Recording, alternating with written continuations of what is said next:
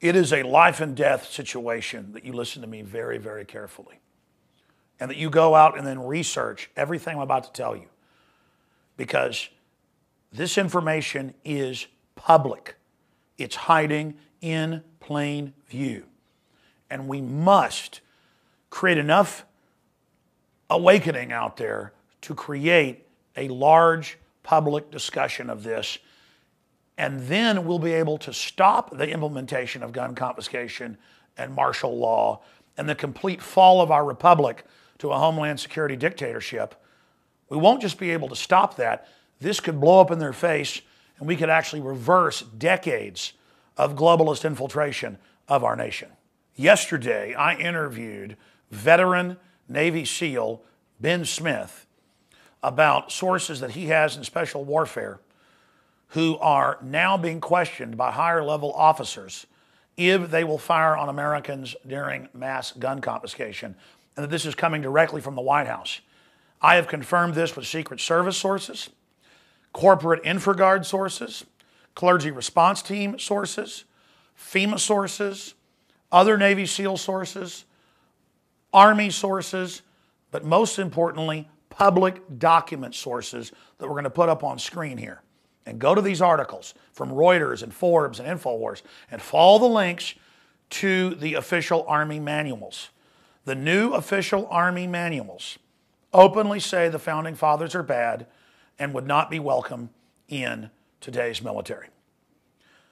In Forbes and in the Washington Times, they openly report on West Point and the Pentagon drawing up plans for their new main enemy, not Al-Qaeda, not the Russians, not the Communist Chinese, but the Tea Party, gun owners, veterans. That's all been in the news. What is important here is that now it's not high-level officers telling us this. It's not even the non-commissioned officers like master sergeants. It is low-level people are now being briefed and trained and prepared for war during gun confiscation and the civil war that will start. This is foreign criminal globalist groups that have captured the federal government rolling this out against the American people. I am begging you, if you have friends or family in the military, to reach out to them, to send them this video, to show them these news articles, and to ask them where they stand. We need to stand with our military, with our police, to do the right thing and follow their oaths for the Bill of Rights and Constitution. Now, I want to show you a clip from yesterday's interview with the retired Navy SEAL veteran, Mr. Smith, and then we're going to go back to last year in July and show a special report with Rob Dew where our sources confirmed that they were training to shoot Americans that don't turn their guns in.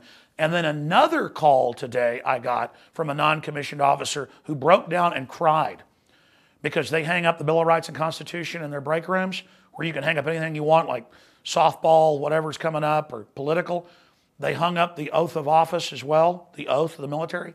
They're pulling them down. They're now under Homeland Security Command. And that's in the news, but they can't even have the Bill of Rights and Constitution or their oath. That's how criminal and illegitimate this is. This is history that is happening. And again, here are the three reports together so you can see the documentation. Please get this report out to everyone you know, and we can stop this and back it off. Freedom from War, State Department publication 7277, released September 1961. The United States Program for General and Complete Disarmament and a Peaceful World. First, there must be immediate disarmament action. And this is written by our State Department. A goal of general and complete disarmament. Second, all disarmament obligations must be subject to effective international controls. You know what that means? No Second Amendment. They talk about the stages of the disarmament process. Third, adequate peacekeeping machinery must be established. Nations are unlikely to shed their means of self-protection in the absence of alternative ways to safeguard their legitimate interests, like freedom from tyranny. This can only be achieved through progressive strengthening of international institutions under the United Nations and by creating United Nations Peace Force to enforce the peace as the disarmament process proceeds. You guys, you better get serious.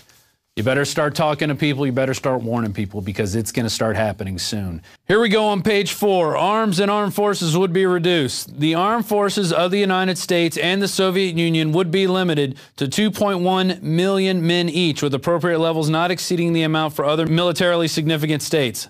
Levels of armaments would be correspondingly reduced and their production would be limited. This is all by a world body. This is not going to be through anything through our country. This is through the United Nations, which means there's no negotiations. There's only killing people and machine gunning them when they don't comply. And they go through a second stage and a third stage. Here we go in the third stage. The manufacture of armaments would be prohibited, except for those agreed types and quantities to be used by the UN Peace Force and those required to maintain internal order. All other armaments would be destroyed or converted to peaceful purposes.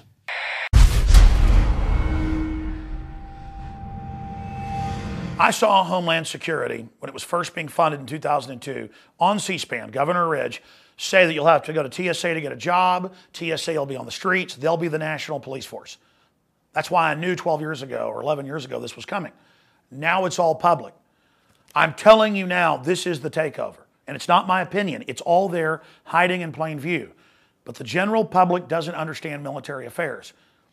The military does, and that's why they're our best hope, because they are patriotic men and women on average, and they are really concerned. And they need you to get concerned and learn about what's happening. Exposing this and causing a major debate about it can reverse it.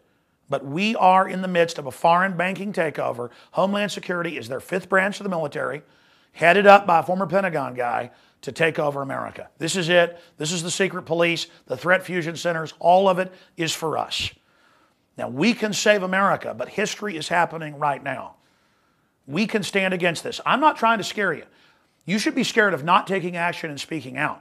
You should be scared of letting this happen. The danger is in not standing against it.